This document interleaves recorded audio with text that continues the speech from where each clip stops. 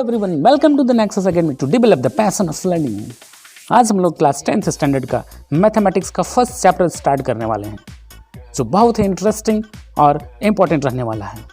So before starting the video, let's roll into the intro. Videos की latest notification पाने के लिए subscribe करें हमारे यूट्यूब चैनल को और हाँ, बेल आइकन को प्रेस करना ना भूलें। From a Greek word, trigonometry. The word trigonometry has been derived from a Greek word. यानी वर्ड जो trigonometry जो है यह ग्रीक वर्ड से लिया गया है। trigonometry यह 3 पार्ट में अगर स्प्लिट किया जाए, trigono means try, gon, metron, trigonometry, trigon and means metron. Tri means 3, gon means side, bhuja, and metron means measurement, मापना, मेजर करना, यानी कि means the measurement of 3 side is called trigonometry. That means we are going to learn about triangles. Measurement of 3 sides of a triangle. Triangle दोस्तों, और triangle भी कैसा triangle, right angle triangle. Means आज हम लोग राइट एंगल ट्राइंगल के बारे में पढ़ने वाले हैं, है ना। Right angle triangle, let us से ABC is a triangle. A, B and C ये आपका ट्राइंगल है, and the right angle is at B. B जो है आपका ये राइट एंगल है ना। तो ट्रिगोनोमेट्री में बेसिकली हम लोग साइड और एंगल के बारे में, कैसे ट्राइंगल के, तो राइट एंगल ट्राइंगल के साइड्स और एंगल के बारे में स्टडी करते हैं, उसके मेजरमेंट के बारे में पढ़ते हैं हम लोग, ठीक है। तो सबसे पहले तो ये आपको जानना है कि किसी भी ट्राइंगल में किसी भी 2 साइड का सम जो होता है वह तीसरे से बड़ा होता है। किसी भी ट्राइंगल में 2 साइड का सम, यहाँ पे 3 साइड आपको दिख रहा है, एक साइड दिख रहा है आपको AB, नेक्स्ट BC और तीसरा साइड है AC। ये 3 साइड आपको दिख रहा है, AB, BC एंड AC। किसी भी 2 साइड को अगर जोड़ेंगे तो तीसरे से बड़ा होगा। कहने का मतलब क्या कि अगर AB प्लस BC को ऐड कर दें तो यह AC से बड़ा होगा। उसी प्रकार अगर AB प्लस AC को जोड़ दें तो BC से बड़ा हो जाएगा। सिमिलरली अगर AC और BC को जोड़ दे तो AB से बड़ा होगा। ये बहुत ही पहले से आप पढ़ चुके हैं, है ना। ये किसी भी ट्रायंगल के लिए एप्लीकेबल है, चाहे वो ट्रायंगल किसी भी टाइप का हो, चाहे वो इक्विलेटरल ट्रायंगल हो, स्केलेन ट्रायंगल हो, आइसोसेलेस ट्रायंगल हो, राइट एंगल ट्रायंगल हो, कुछ भी हो। लेकिन राइट एंगल ट्रायंगल में क्या है कि एक फैक्ट आपको पता है ना कि राइट एंगल ट्रायंगल में जो 90 डिग्री जो होता है उसके सामने, उसके अपोजिट वाला साइड जो होता है वो सबसे बड़ा होता है। Means we can say that AC जो है in this triangle, in triangle ABC, in triangle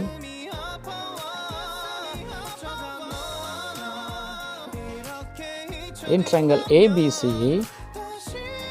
AC जो है is the longest side.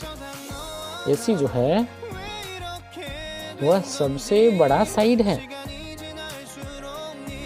क्यों बोलेंगे, as it is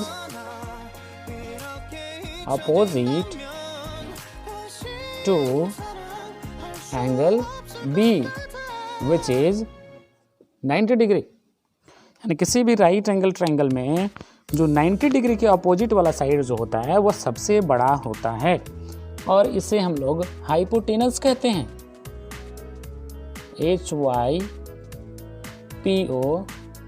HYPOTENUS, hypotenuse. इसे हम लोग एच से दिखाते हैं, जनरली स्मॉल एच से दिखाते हैं, हाइपोटेनस।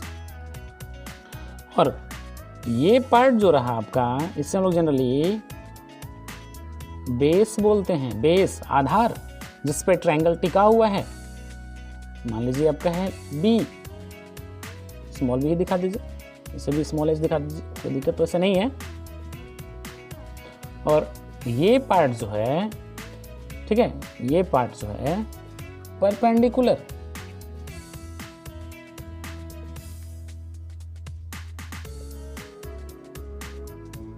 जिसमें लोग बोल दिए पी। लेकिन फ्रेंड, अब बात आती है ना कि हाइपोटेनस जो होता है वो तो कन्फर्म है, वो फिक्स्ड है।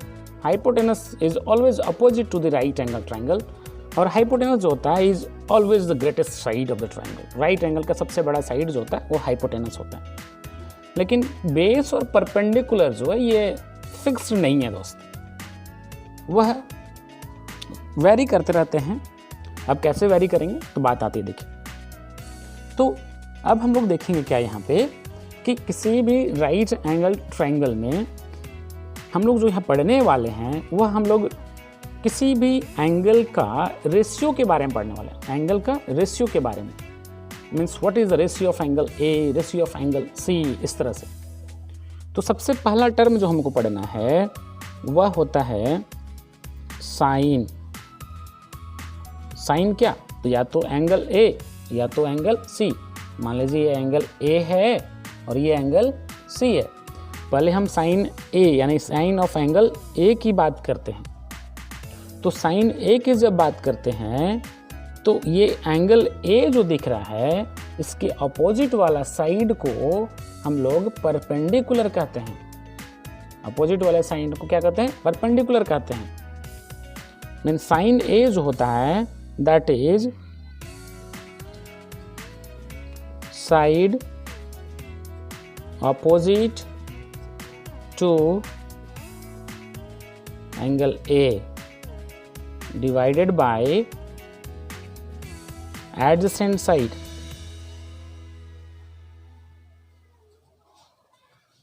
adjacent side किसका adjacent? ए का, एंगल ए का adjacent side। adjacent मतलब जो लगा हो, जो जुड़ा हो, ए से जुड़ा हुआ है ना। ये लाइन को देखिए, ये लाइन एंगल ए से जुड़ा हुआ है कि हाँ बिल्कुल लगा हुआ है। और इसके सामने अपोजिट में कौन है? Side opposite to angle A. Angle A का अपोजिट कौन है? बीसी है ना, बीसी। तो हम लोग बोल सकते हैं side opposite to angle A क्या हो जाएगा? बीसी।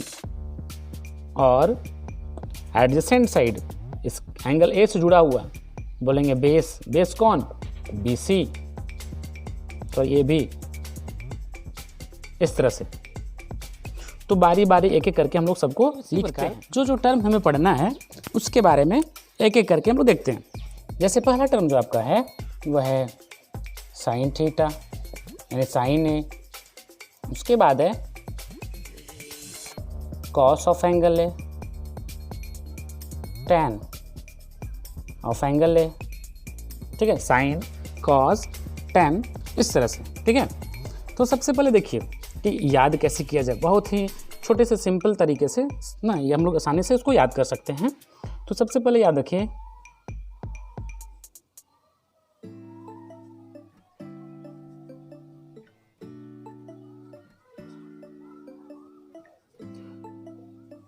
ध्यान दीजिएगा, pandit, B for pandit, B for Bhola या बद्री, पंडित बद्री प्रसाद हरि हरि बोल। पंडित बद्री प्रसाद हरि हरि बोल। और उसके बाद इतना लिखने के बाद इसको स्प्लिट कर दीजिए ऐसा। ये हो गया साइन का वैल्यू। Sine A is equal to P by H. P by H यानी हम लोग साइन ए की बात करेंगे, इसकी बात करेंगे, इसके सामने वाला को हम लोग बोल देंगे पी, और ये पार्ट हो जाएगा एच, और ये पार्ट हो जाएगा बेस। ठीक है, ये परपेंडिकुलर पी। ठीक है, बेस को बी से दिखाते हैं, परपेंडिकुलर को पी से दिखाते हैं, हाइपोटेनस को एच से दिखाते हैं।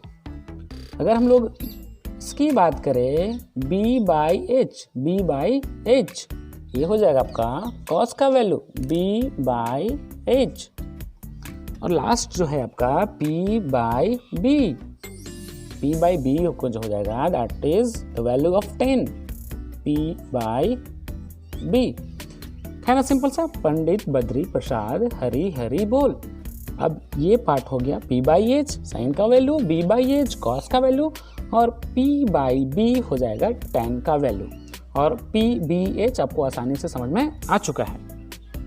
इसी प्रकार साइन का एक इन्वर्स होता है जिसे हम लोग कॉसेक कहते हैं। साइन का इन्वर्स को कॉसेक कहते हैं, और कॉसेक ए का वैल्यू जो होता है वो जस्ट ऑपोजिट होता है P by H के, यानी क्या हो जाएगा, H चला जाएगा ऊपर और P आ जाएगा नीचे। ठीक है, कॉस का एक ना इन्वर्स जो होता है, इन्वर्स उल्टा जो होता है कॉस का, वह होता है सेक। कॉस का उल्टा होता है सेक। तो जब B है ऊपर तो B को कर देंगे नीचे और H को कर देंगे ऊपर, H by B। Similarly tan का जो इन्वर्स होता है वह होता है कॉट। हम लोग एंगल ए की बात कर रहे हैं अभी, कॉट ए, तो ये हो जाएगा B by P। ठीक है,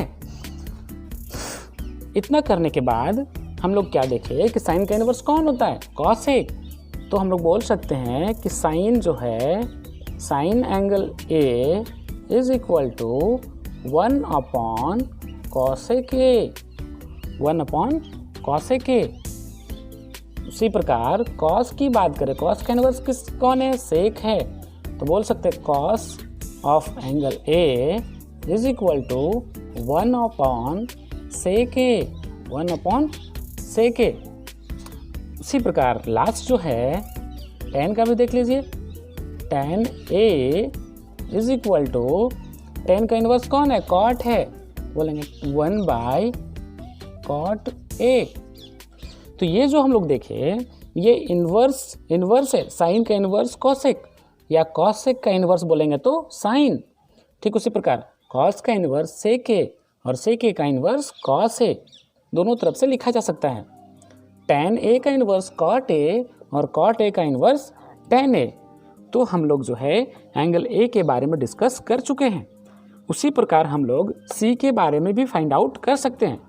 ये जो है आप खुद से कोशिश करेंगे, जिस प्रकार हमने ए को डिस्क्राइब किया, ए को समझाया, आप सी ना एंगल सी के बारे में हूबहू इसी प्रकार ना लिखने की कोशिश करेंगे। जो भी प्रॉब्लम होगा कमेंट सेक्शन में मेंशन करिए। ठीक है, एक और चीज़ इतना करने के बाद 2 और इम्पोर्टेंट फार्मूला आपको याद रखना है कि tan ए जो होता है दैट इज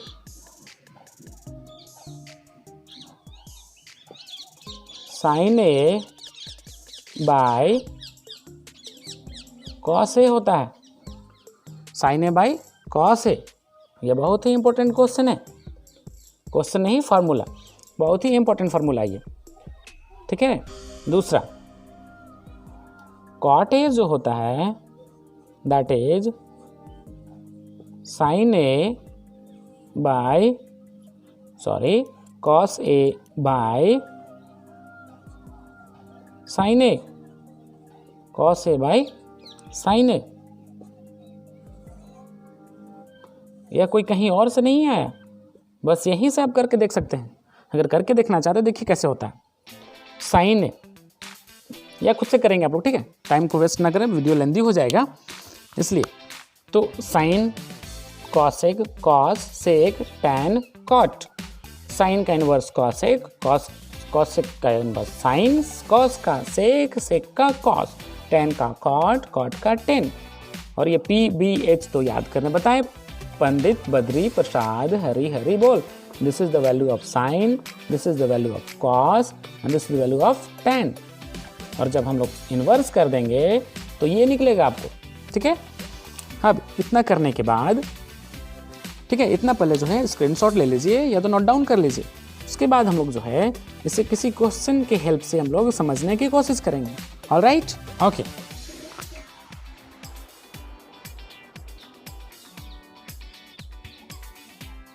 अब देखिए आपके सामने एक क्वेश्चन है कि sine A is equal to 4/5।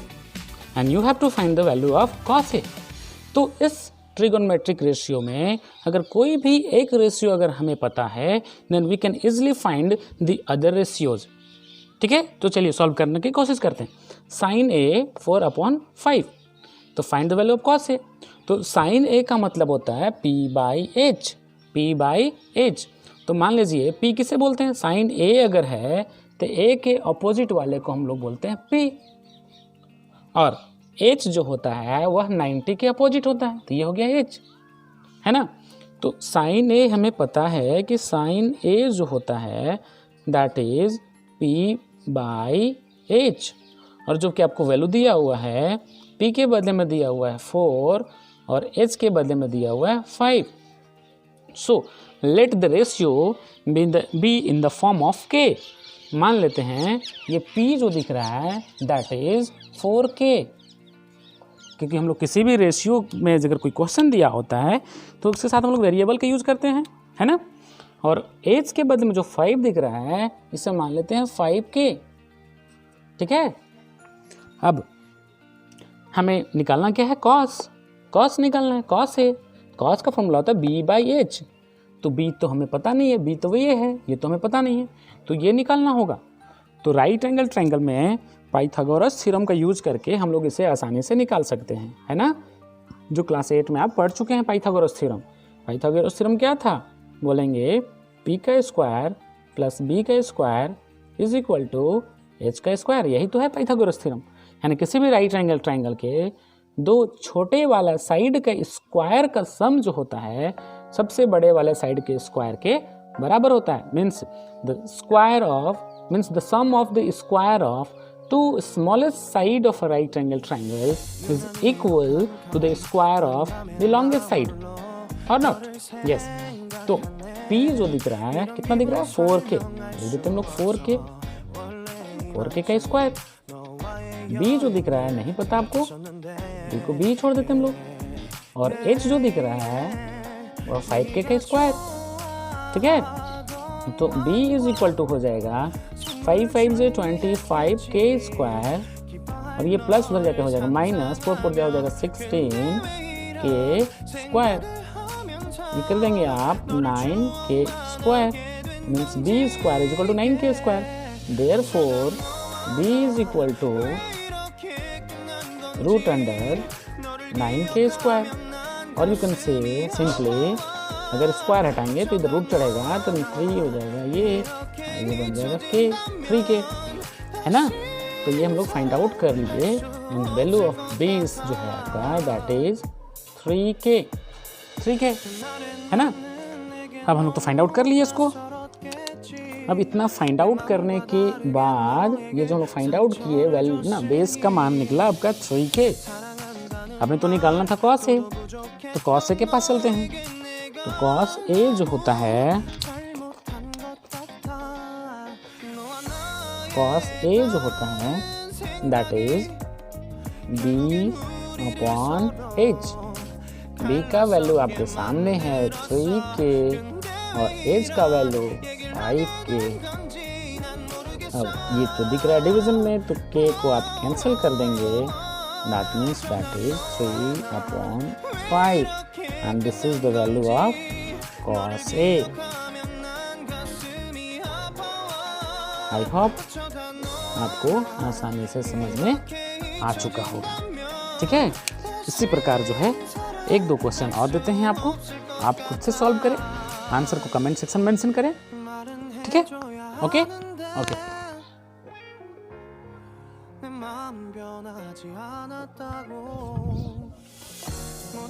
Now the next question is, if the value of sec A is 5/4, then find the value of sin A, value of cos A, tan A, cot A and so on. Means अगर एक value दिया हुआ है and you have to find all the trigonometric ratio। ठीक है, तो video को pause कीजिए और खुद से सॉल्व कीजिए। ठीक है, ओके। चलिए देखते हैं हम लोग साइन ए। तो पहले सेक ए दिया हुआ, सेक ए ध्यान से देखिए, तो सेक ए क्या होता है, H/B। सेक ए जो है h बाई b, यानी h के बदले में दिया हुआ 5 और b के बदले में दिया हुआ है 4। h के बदले में यहाँ दिया हुआ है 5 और b के बदले में दिया हुआ है 4। ठीक है, और ये पार्ट p जो आपको पता नहीं है, तो निकालना पहले कि आपको साइन ए निकालना। साइन ए, तो साइन ए देखें तो p बाई एच होता है, p बाई एच होता है, तो p तो चाहिए ही चाहिए आपको, यानी ये फाइंड करना होगा आपको। तो मान लीजिए कि ये 5 को हम लोग मान लिए 5k और 4 को बोल दिए 4k। पाइथागोरस थ्योरम यूज कीजिए और फटाफट जो है वैल्यू को पुट कीजिए। Pythagoras theorem p square plus b square is equal to h square.